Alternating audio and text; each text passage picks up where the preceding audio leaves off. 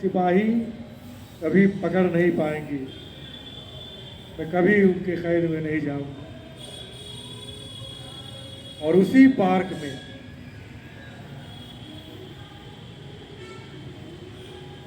जब आज़ाद अपने साथियों के साथ अंग्रेजी सिपाहियों द्वारा घेर लिए गए, उन्होंने अपने पराक्रम से अपने सभी साथियों को बाहर निकलवा दिया। अकेले बच गए पेड़ के नीचे। पीछे मुठभेड़ हो रहा था। आज़ाद के पैरों में गुल्ली लग गई। वो जान गए कि वो हम नहीं भाग पाएंगे और गोलियां खत्म हो रही हैं। अपनी आखिरी गोली अपने सिर में मार ली। इस संकल्प को, इस प्रण को झूठा सिद्ध नहीं होने दिया कि मैं आज़ाद हूँ, आज़ाद ही रहूँ।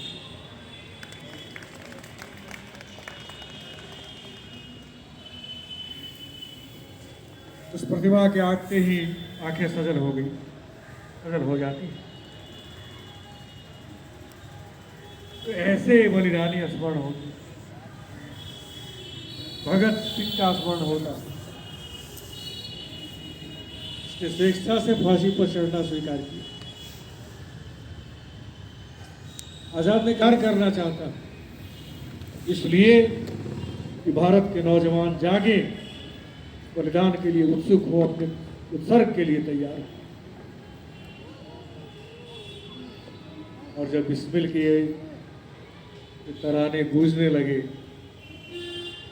सरफरोशी की तमन्ना अब हमारे दिल में है, देखना है जोर कितना बाजुए कातिल में है। तो देश के नौजवान क्या, बच्चे बच्चे और फिर स्त्रियां भी बाहर निकल।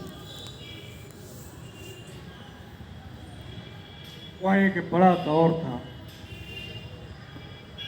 भारतीय स्वतंत्रता आंदोलन का वह दौर, वह काल संपूर्ण विश्व को जागरण करने के लिए पर्याप्त था। और गांधी, महात्मा, जो तो सुभाष चंद्र बोस से फौजी तैयार कर रहे थे, या भी लड़े भी, बलिदान भी दिए। उनका जीवन का बलिदान आज भी रहस्य बना हुआ है। ICS की परीक्षा उत्तीर्ण कर चुके थे। भाई ने कहा,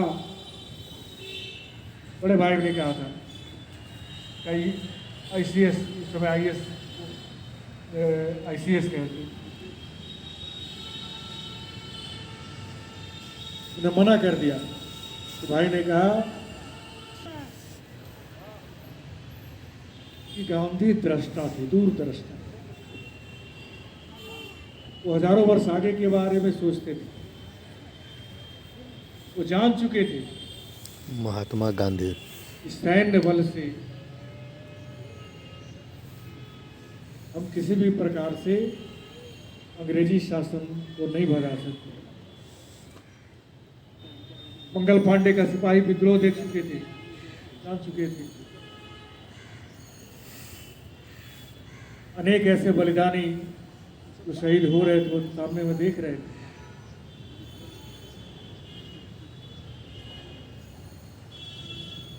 उन्हें मालूम था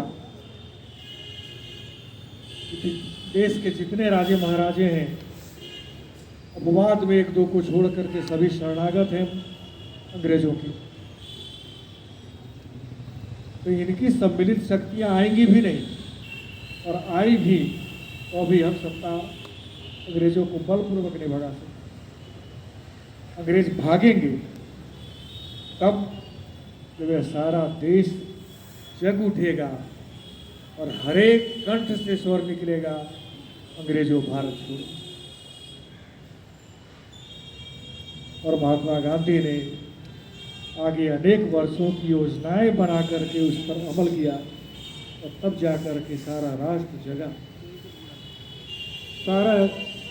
सारे लोग, सारे भारतीय अपवाद में कुछ अंग्रेजों लोगों को छोड़कर सबने उत्तर किया भारत की। प्राणों के बलिदान दिए गए। हम लोग तो क्या, स्त्रियां अपने मंगलसूत्र उतार करके भी डालती थी। हम सभी जानते हैं भारतीय स्त्रियों के लिए मंगलसूत्र क्या है। बलिदानी नारियों ने भारत के लिए, इस राष्ट्र की स्वतंत्रता के लिए मंगलसूत्र तक का बलिदान, और नई पीढ़ी को याद दिलाएं कि किस प्रकार बलिदान देने से यह देश स्वतंत्र हुआ था, कितनी कुर्बानियां हैं इस देश के लोगों, क्या क्या नहीं छोड़ा। मनीषी साहित्यकारों की अवदान की बात न करें तो ये दौर कर सकता। मैं यह मानता हूं कि विश्व में हुई समस्त क्रांतियों के साथ ही,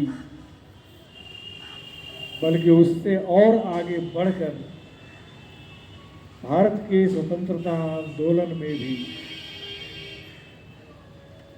साहित्यकारों की भूमिका सबसे अव्वल, सबसे ऊपर, सबसे बड़ी कवि थे। ये साहित्यकार हैं, इनकी आग उगलती लेखनी ने इस देश के नौजवानों को ही नहीं, पूरे तंत्र को, पूरे जनमानस को ही नहीं, संपूर्ण भारतवर्ष को अनुप्राणित ही नहीं किया, स्पंदित ही नहीं किया, उत्तेजित कर दिया, उत्तेजना से भर दिया।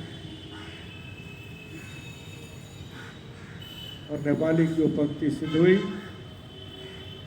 कि हर क्रांति कलम से शुरू हुई, संपूर्ण हुई।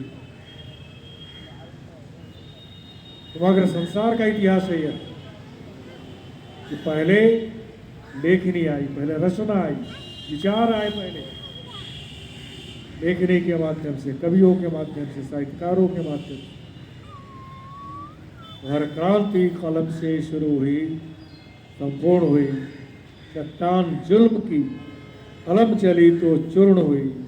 हम कलम चलाकर त्रास बदलने वाले हैं, हम कवि हैं, इतिहास बदलने वाले।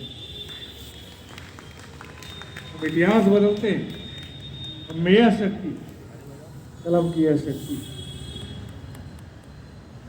तो हमारे सभी साहित्यकारों ने, भारतवर्ष का हर एक साहित्यकार, हर एक कवि स्वतंत्रता संग्राम का हिस्सा था। यह बिहार हिंदी साहित्य सम्मेलन जिसका प्रथम तल बनकर के तैयार हो गया था,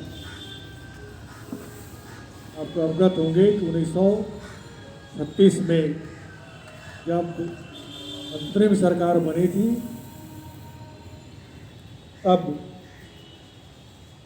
राज्य सरकार की ओर से यह भूमि आवंटित हुई थी। उस समय बाबू श्री कृष्ण सिंह बिहार के प्रधानमंत्री थे। उन दिनों राज्यों के प्रधान को भी प्रधानमंत्री ही कहा जाता था, तो बाद में मुख्यमंत्री कहा जाने लगा। और जितने नेता थे सभी साहित्य सम्मेलन के कार्यकर्ता रहे थे, जितने मंत्री थे। बाबू श्री कृष्ण सिंह अनुग्रह